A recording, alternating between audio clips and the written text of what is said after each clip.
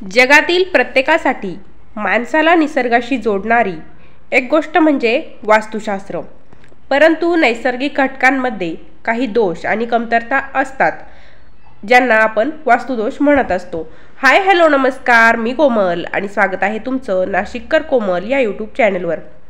मंडळी, आजच्या व्हिडिओमध्ये आपण जर हा एक वास्तुदोष आपल्या घराला लागलेला असेल तर त्यामुळे अनेक प्रॉब्लेम तयार होतात. तर असा तो वास्तुदोष कोणता असतो याबद्दलची सविस्तर माहिती मी तुम्हाला आजच्या व्हिडिओमध्ये सांगणार आहे. त्यासाठी तुम्ही व्हिडिओ शेवटपर्यंत नक्की बघा. व्हिडिओ बघत असताना कमेंट्समध्ये सर्वांनी लिहा लक्ष्मीनारायण भगवान की जय. आपल्या घरात कधीही वास्तुदोष येऊ नये असं प्रत्येकालाच वाटतं.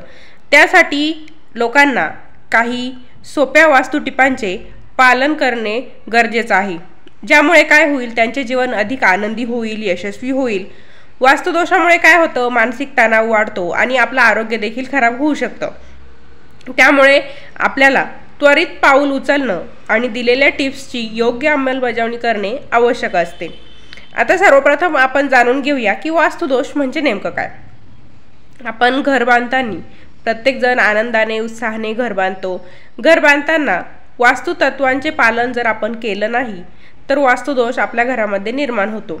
वास्तू हे सर्व स्थापत्य आणि संरचनात्मक नियमांबद्दल आहे, जे मुख्य आणि सामान्य तत्वांवर आधारित आहे.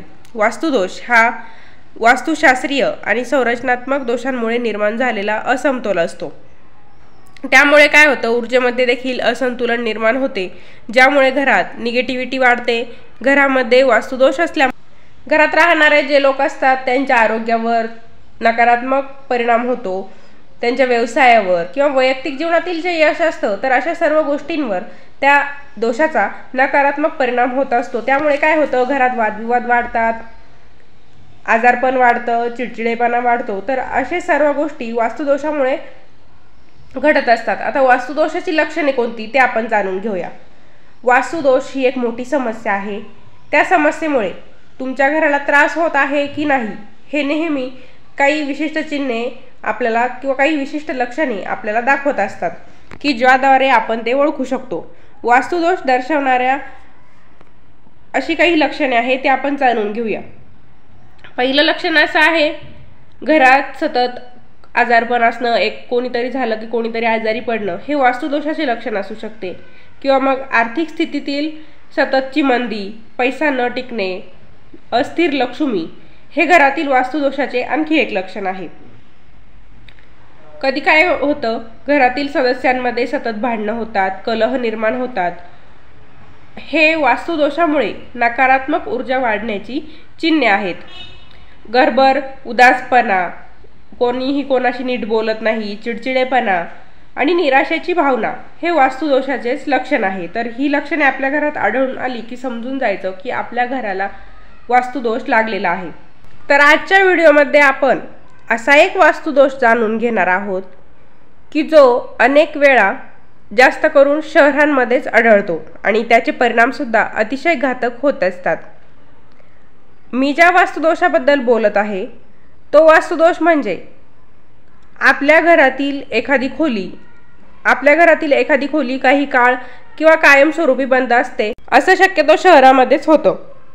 तर शहरांमध्ये गरजेपेक्षा जास्त खोल्या असतात, तेव्हा त्यातील एखादी खोली अडगळीचं सामान ठेवून बंद ठेवली जाते. आता गावाकडे देखील भरपूर खोल्या असतात, पण त्या कधी बंद राहत नाही, त्यांच्यामध्ये आपला वावर असतो. पण शहरामध्ये एकदा की सामान भरून ठेवलं की ती खोली बंद ठेवली जाते. जर अशी ही बंद खोली वर्षानुवर्ष जर आपण उघडलीच नाही तर त्या घरांमध्ये, संपूर्ण त्या खोलीतच नव्हे तर त्या संपूर्ण घरामध्ये मोठ्या प्रमाणात वास्तुदोष निर्माण होतात. याचे महत्त्वाचे कारण आहे ते म्हणजे ज्या ठिकाणी माणसांचा वावर असतो त्या ठिकाणी वन्य पशु किंवा प्राण्यांना मनुष्याचा गंध प्राप्त झालेला असतो, म्हणून त्याचा गंध त्यांना असतो. त्यावरून इतर प्राणी सज्ज होतात आणि शक्यतो त्या ठिकाणी आपला वास म्हणजे आपले राहण्याचे ठिकाण ते बनवत नाही. या उलट ज्या ठिकाणी मनुष्याचा वावर नसतो तर अशा ठिकाणी उपद्रवी प्राणी हे आपलं स्वतःचं निवासस्थान बनवण्याचा प्रयत्न करतात. यामुळे उपद्रवी प्राणी सर्वात वरती असतात, जसे की पाली, चिमण्या, पाकोळ्या, मांजरी, पारवं, कोळिष्टके, गांधी माशा यांना जर मानवाचा गंध जाणवला नाही तर एका ठिकाणी आपला स्वतःचा निवारा ते निर्माण करतात. स्वतःच्या घरी ते राहायला लागतात आणि उपद्रवी प्राणी राहत्या अगदी त्याच प्रकारे अदृष्ट शक्तीसुद्धा त्या ठिकाणी मनसोक्तपणे वावरण्याचे प्रयत्न करत असतात.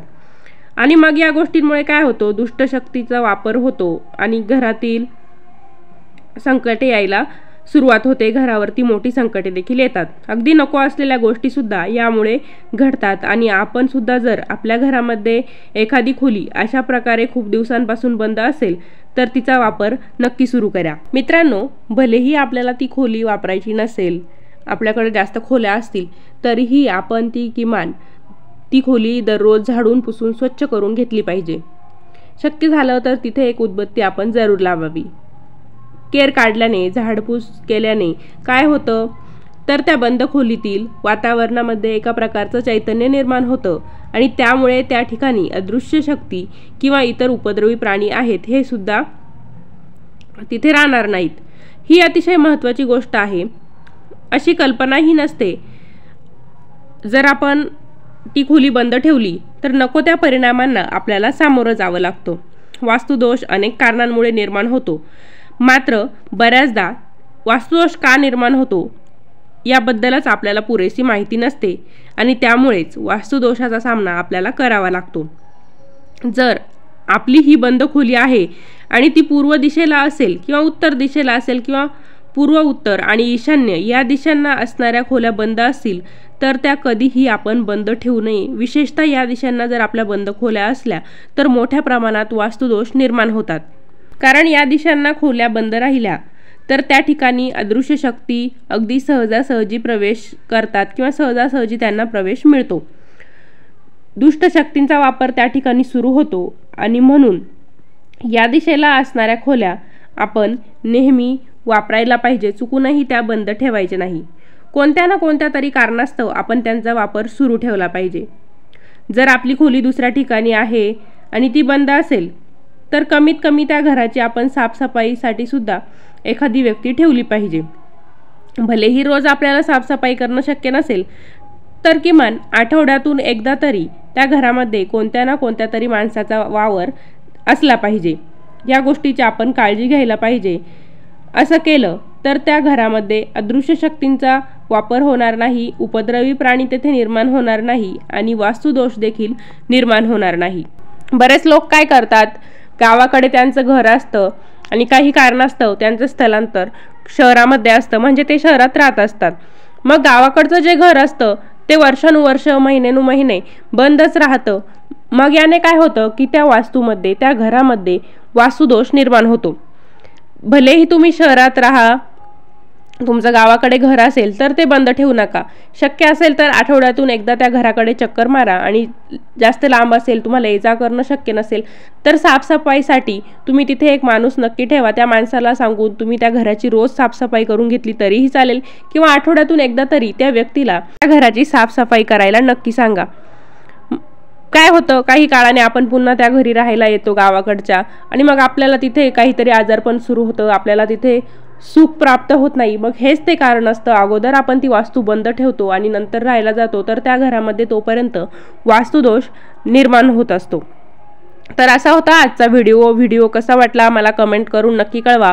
पुन्हा भेटूया अशाच एका नवीन व्हिडिओसोबत. धन्यवाद.